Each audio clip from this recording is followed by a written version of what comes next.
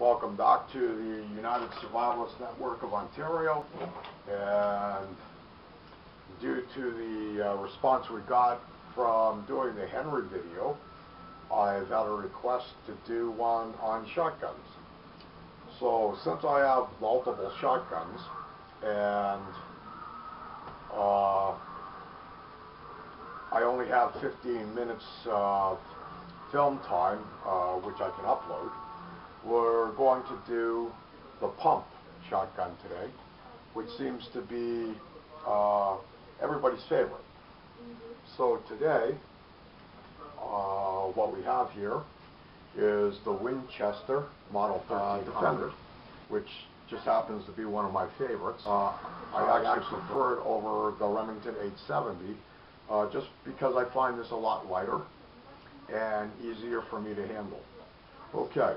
So, I'll go over a few basics with you, and then I'm going to show you how to tear this down for cleaning.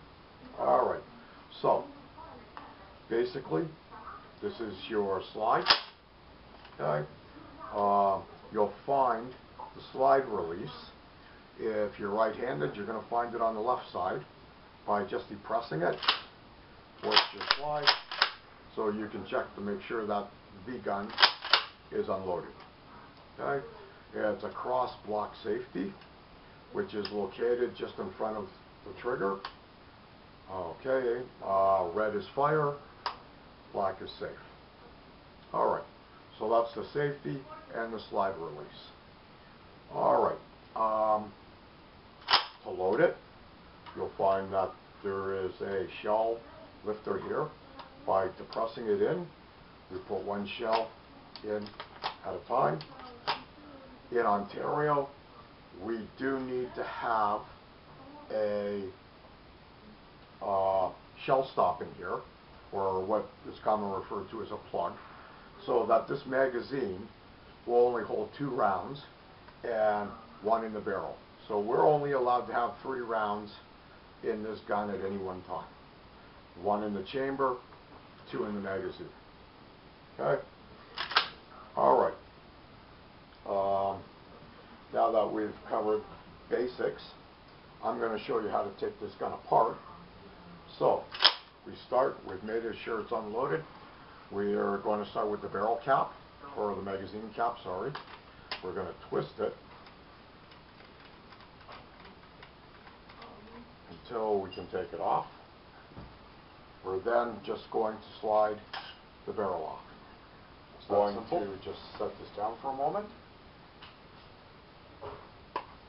and we're going to get an Allen key from our kit, and we're going to take a bolt out right here that holds the trigger group in. So we'll just take that out real quick. Okay, so that comes out, and that allows your trigger group to come out. And we'll just set that aside, which then allows you to take this whole assembly out. Okay, and this is your bolt, and it just comes off the action bars. And we're going to set that aside for a moment. Your Model 1300 is now ready for cleaning. Okay? So you'd use a good quality lubricant in here. Just wipe it down, wipe everything down with it, and that would be sufficient for that particular part of the gun. I want to show you the bolt, okay, because a lot of people neglect this part of the gun, and you'll see that there is this kind of ribbed piece of steel sticking out here, which is part of your firing pin. By pushing that in, allows this plate to come off, okay, which in turn allows you to take out the firing pin and the firing pin spring. And we can set that aside. Alright, so that leaves us basically two components left in the bolt. You'll notice that there is a hole in the top right here, and there's a pin here. By lining that hole up with the hole in the bolt here, we can actually punch this pin out, and this whole assembly comes out. Although I don't advise it unless you're very familiar with these guns, just because they can be a pain in the butt to put back in. Okay, so that's the Model 1300's bolt. Okay, the barrel's fairly straightforward. There again, a good quality bronze brush put through it, followed by some quality cutter. I use the Otis, which I find to be excellent. It cleans, lubricates, rusts, and basically helps cut the crud in my bore. Then I would use my bronze brush again on it, followed by some patches, and then I'd use a mop on it just to lubricate the barrel and make it all nice and shiny. Okay, trigger group.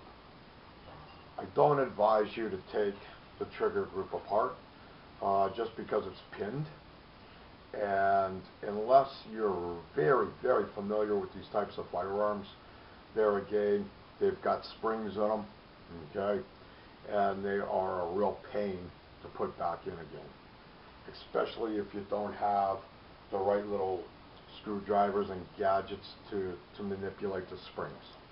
Okay, so that's the Model 1300. So what we're going to do now is I'm going to put this gun back together for you, and basically it goes back together the same way it's come apart. Spring onto the firing pin, which gets inserted into the bolt. Okay. You're going to have to move it around a bit to get it just to sit in there just right. Okay.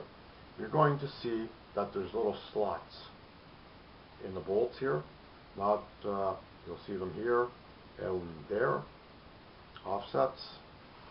Okay, and I'm going to show you what they're for in a minute. So we push this back in, just like that. We slide that groove back in, and there we go. The firing pin's reinstalled. We're going to take our slide. Okay. We're going to make sure the action bars are turned up, just like that. We'll see if we can get this for you the first time. Now, those slots that I was showing you correspond with the slots that are cut in the action bar. So, it's very important that we get them lined up and that they sit in there just right.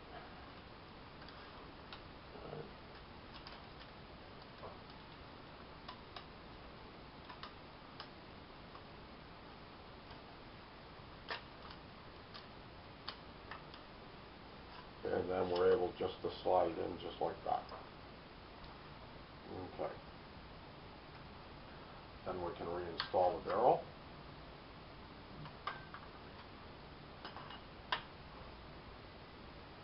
And the barrel has plugs that match up, just like that. And we reinstall the barrel nut, or the magazine nut, sorry. Okay. So, if I were to store this, this is how I would store it. It's just an added measure of security. I keep everything, trigger groups, bolts, firing pins, and that kind of stuff separate from the actual firearms that are locked up. just in case somebody does manage to get in here, get past my dogs, get past the locks, get past the safe, the whole 9 yards, all they're going to find is this. And the way this sits, it's pretty useless. Alright, so to reinstall the trigger group, we move the slide forward all the way. You'll see that there's notches, okay, in the ends here. I don't know how well you can see that, but they correspond with notches here, and they just sit in there. Okay, sometimes you have to play with it just a bit just to get them in there right. Okay, so now they're sitting in there. We can try it. Okay, slide moves freely. Now we can put the nut back, or the trigger group bolt back in. Now you're going to find that the way that I have mine set up right now is a little bit different, okay, because I've opted to put a Picatinny rail on my Winchester, which allows me to use a red dot, okay. But if I didn't have this on here, this would not be a bolt here. It would just be a pin that you would just punch out, okay. And for that you would just use a drift and a hammer. But since I've got the rail on here, the rail comes with a screw, so that's the reason for the Allen key. Okay, so slide release, gun's open, gun's safe, and that is basically the Model 1300. I just want to cover a little bit about these as a survival weapon. If you could only own one firearm for your survival arsenal, this would be it. This is what you would want. Not particularly the Model 1300, but any 12 gauge pump action shotgun. A single shot will do it on a budget as well. But this particular gun here will do it all. With a 12 gauge rifled slug, there is very few animals that it would not take, including grizzly, lion, heck, elephants for that matter, with a 12 gauge rifled slug. You can get buckshot for deer, bear as well, plus a variety of birdshot loads ranging from dove loads number 9 all the way up to goose loads number 2.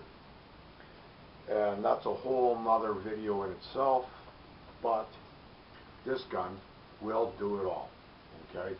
If you only have one option for one gun, this is it. This gun will do it all. Okay, so I hope you enjoyed this. Thanks for watching. I'm Joe, and I'm with the United Survivalist Network of Ontario. And if you have any questions about this particular firearm, or you just want to get in touch with me about where you could get how to, possess a firearm, you can find me at the Survivalist. You can get a hold of us at the United Survivalist blog at wordpress.com. You can find us at the United Survivalist Network on Meetup, and we're also under that name on Facebook. So there's a few ways to get a hold of us. Feel free to get a hold of me. Any questions, I'm here. So this has been Joe for the United Survivalist Network of Ontario, saying thanks for watching, and we'll see you on the next video.